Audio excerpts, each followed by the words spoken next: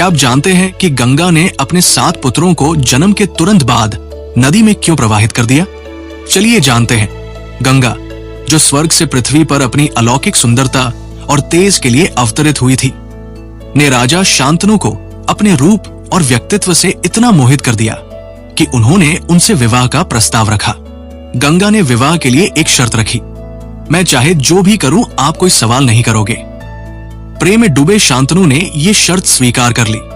विवाह के बाद गंगा ने एक एक करके अपने 7 पुत्रों को जन्म दिया, लेकिन हर बार उन्होंने नवजात को नदी में प्रवाहित कर दिया।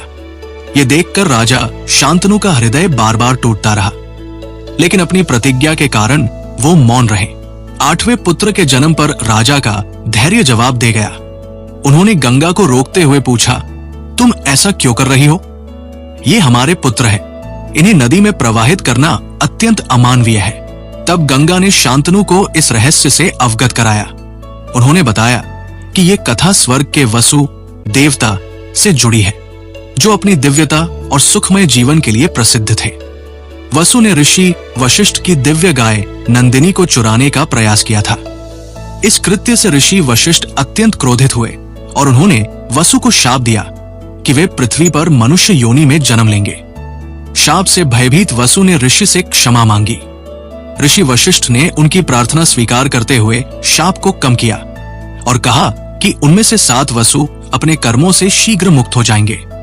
लेकिन मुख्य अपराधी, जिसने नंदिनी को चुराने की योजना बनाई थी, उसे लंबे समय तक पृथ्वी पर रहना होगा। वसु ने गंगा से प्रार्थना की कि वह उनकी माता बने और उन्हें इस शाप से मुक्ति दिलाए। गंगा ने उनकी प्रार्थना स्वीकार कर ली।